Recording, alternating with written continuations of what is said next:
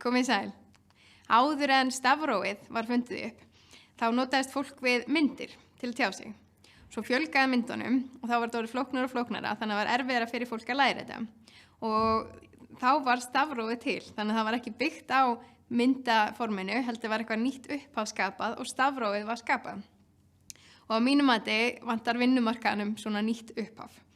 Og okkur vantar að stróka út það sem nú til staðar og staldra við og velta fyrir okkur hvað vitum við núverandi stöðu og hvað getum við skapað sem hjálpar okkur að ná sem mestum árangri bæði í lífi og starfi.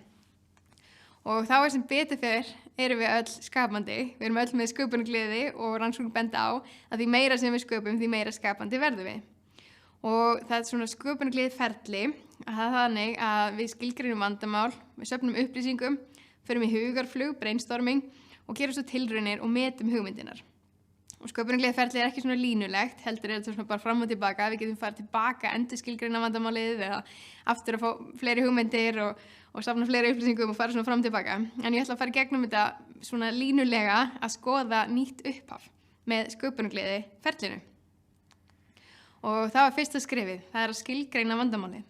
Að mínum mati eru mörg vandamál sem þarf að leysa tengsl við vinnumarkaðinn og ég er búin að sérhæfa mig í sköpunargleðinni þannig að við einbeitum okkur að því. Og það sem ég sé sem vandamál sköpunargleði á vinnumarkaði er það að rannsóknir benda til að sköpunargleði er að minnka. Sköpunargleði er náttúrulega ein verðmætasta auðlind nútímans og því meira sem við nýtum hana og því meira sem við þjálfum okkur að skapa, því meira skapandi verðum við og þess vegna er svo mikilvægt að fáum tækifæri til þess að nýta þessa verðmætu auðlind og efla hana. En núna margt sem bendir til að hún er að minnka og vandamálið er þá að sköpunargleði er að minnka og við viljum efla sköpunargleði á vinnumarkaði. Og þá er það næsta skref, það er upplýsingaöflun. Hvað vitum við þetta vandamál? Og rannsakendur hafa skoðað sköpunargleði í fjölda ára. Það er alveg til ógrynna upplýsingu sköpunargleði. Og ég nefni þannig að sköpunargleði er að minnka og rannsóknir benda til að vísindafólk telur að ástæðan sé sú að það er ómikil hraði í samfélögum. Við erum að líta okkur og gera svo margt og það er ómikil hraði. Og þegar okkur leiðist, það reyndar okkur bara leiðist ekki nóg því að ef við upplifum lausastund, þá er oft svo fljótt að grípa símann og fara að skoða hann í staðinn fyrir að leyfa okkur að leiðast og leyfa okkur að skapa. Og þannig já, þarna er vandamál sem þarf að leysa og hvað fleira vitum við hvað fleiri upplýsingar eru með málið. Rannsóknir benda á að okkar næsti yfirmaður er helsti áhrifavaldur á hvort við sköpum í starfi eða ekki. Og það er vitað, rannsóknir benda á að yfirmenn geta staðið sig betur í starfi ef þeir sofa nóg. Því að svefn yfirmann okkar getur haft bein áhrif á líðan í starfi.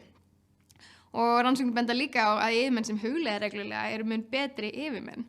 Þannig að þarna geta yfirmenn gert alls konar til að ýta undir sína vellíðan og þá árangur starfsmanna.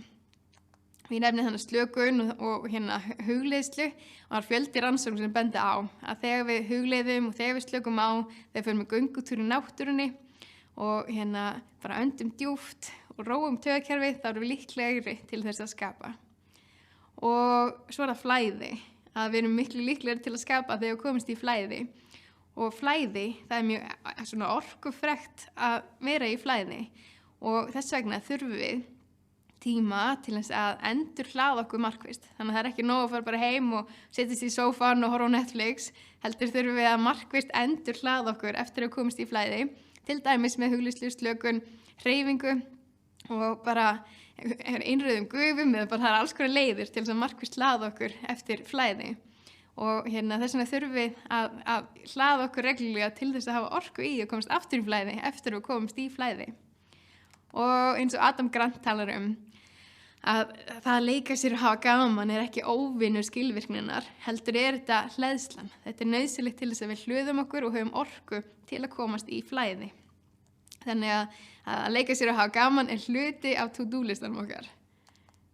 Og svo er það fleira sem hefur áhrif á sköpunargleðin okkar. Að rannsóknir benda á að því ofta sem við pröfum eitthvað nýtt og lærum eitthvað nýtt og upplifum eitthvað nýtt, að því líklegri erum við til að skapa eitthvað nýtt.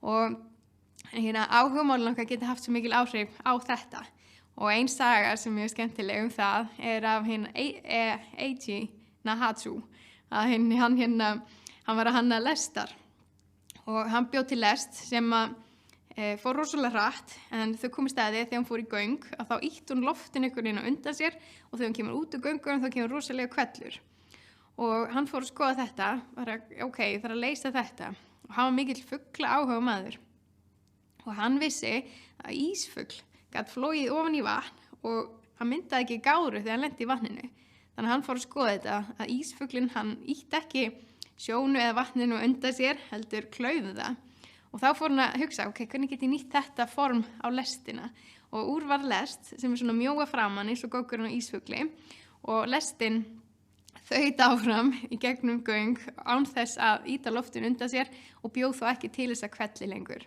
Þannig að með því að nýta áhugamálið þá gat hann búið til hraðari og betri lest. Þannig að sjáum við hvernig áhugamálin okkar geta hjálpa okkur að leysa alls konar vandamál í störfum okkar. Ok, það að sjá svona þemað? Það að sjá að því meira sem við slökum á, því meira sem við leikum okkur, því meira sem að við bara erum í náttúrunni, hreyfum okkur og hugsum okkur sjálf. Því líklega að við sköpum sem með mikilvægasti eiginleiki nútímans. Þannig að þetta hluti af nútímastarfi, að leika sér og hafa gaman og slappa af. Þetta er ekki svona munaður, þetta hluti af nútímastarfi. En við erum að fara að skapa þannig nýtt uppaf. Og svo fleira, við þurfum að hafa hugað næstu kynslóð og svo kynslóð sem núna í leikskóla að þegar hún fer á vinnumarkaðinn, hvernig mun henni líða? Og UNICEF gáði skýrslu sem bendir til þess að íslenskir foreldrar vinna hvað mest af öllum foreldrum á Norðurlöndunum og íslensk börn eru með lengsta vistunartíman í leikskólum í Evrópu. Og þetta hefur ekki haft jákvæð áhrif á líðan barna. Líðan barna á Íslandi er ekki nógu góð. Þannig að sjáum við önnur merki hvað er mikilvægt að stytta viðveruna á vinnudeginum og gefa fólki rými til þess að vera með fjölskyldunni sinni og til þess að geta nýtt sér allt þetta sem við vitum. Það getur ýtt undir sköpunargleðin okkar, ýtt undir vellíðan, ýtt undir líðan barnan okkar að vera meira með þeim. Ok, og hvernig styttum við þá vinnudaginn? Er bara málið að þjappa öllu saman og vera skilvirkari og gera allt hraðar. Ég er ekki sérfræðingur í þessum málum en ég kynnti mér þetta og rannsóknir benda til þess að það sé ekki málið að gera allt bara hraðar og skilvirkara, eyða allir sóun þótt það sé alltaf hluti af ferlinu. En þegar við gerum allt bara svona hraðar þá verður bara meira álag og álag dregur úr sköpunargleðin okkar því að heilinn hann svona dregur úr þá mögulegum tengingum í heilanum og því að hann hugsa bara ok, ég ætla að halda á lífi, getur bara mikilvægastu upplýsingarnar. Þannig að málið að mínum að þetta er ekki bara að gera allt hraðar, heldur að staldra við og skapa. Og þannig að núna erum við búin að skoða, við erum búin að skilgreina vandamáli að við þurfum að efla sköpunargleði og upplýsingaöflun. Við getum gert það með slökun, hugleiðslu og öllu þessu og þá komið hugarfluginu. Hvernig ætlum við að gera þetta? Og það er náttúrulega störfi eru svo ótrúlega mismunandi og það eru alls konar möguleikar til að komast að þessari lausn. En þannig ég hveti ykkur til þess að nýta þetta ferli bara aftur og aftur og aftur fyrir lítilverkefni, fyrir stórverkefni að aftur og aftur skapa. Því meira sem við sköpum, því meira skapandi verðum við. Og svo þetta að við gerum tilraunir og lærum af þeim að við athugum hvernig gekk þetta og en hitt og svo metum við hugmyndirnar og förum aftur kannski að skilgreina vandamálið og bara förum fram og tilbaka í þessu ferli og tökum svona skref fyrir skref. Og eins og þarna ég var að tala að málið sé ekkert endilega að gera bara allt hraðar og ég sá nú daginn að þá var verið að sýna að hann svona dróna og hann sáir trjám. Þannig að það er eitthvað svona sérstök fræ sett inn í drónan og það er eitthvað svona sérstöku hylki þannig að þau eru með næringu og þetta þegar lenda á jörðinni og svo flýgur drónin bara og dreifir þessum fræjum og svona dróni getur dreift 10.000 trjáa gróðursettu á dag og mér finnst þetta bara svona skemmtilegt dæmi að málið er ekki að fá fólk til að gróðursetja hraðar að vera fljótari að setja tré niður, heldur bara staldra við, hugsa upp og nýtt. Hvað getum við skapað? Hvernig getum við nýtt tæknina til að ná sama markmiði eða einhverju en meiru? Þannig að ég hveti ykkur bara til að nýta sköpunargleðin ykkar, staldra við og skapa. og eins og við tala það búið rannsaka sköpunargleði í 10 ára og það alveg til ýmsar aðferðir sem hjálpa okkur til dæmis við að skilgreina vandamáli, að spyrja okkur á góðum spurningum því þær hafa svo mikil áhrif. Við getum nýtt tilvílunarkennt orð í hugarflugunni til þess að fá allt öðrar hugmyndir og alls konar æfingar og aðferðir sem við getum nýtt okkur. Og þetta er náttúrulega bara stutt erindi í dag, en ef þið hefa áhuga þá þetta mér gaman að senda ykkur. Það getur skráð ykkur á postlista á sköpunargleði.is. Svo ég oft líka að skrifa á LinkedIn alls konar sköpunargleði, það Birna DB ef þið hefa áhuga á því. Þannig að þetta er gaman að tengjast ykkur þar. En bara endilega ef það einhverjar spurningar, vangaveltur eða hvað sem þá með endilega senda mig post. Ég elska að tala þetta viðfangsefni. Og posturinn netfangið birna@sköpunargleði.is. Endilega sendi mér spurningar, ég veit fátt skemmtilegur að tala sköpunargleði og þá bara óska ykkur góðs gengis við að skapa nýtt upphaf, að nýta sköpunargleðin ykkar og efla hana með því að skapa.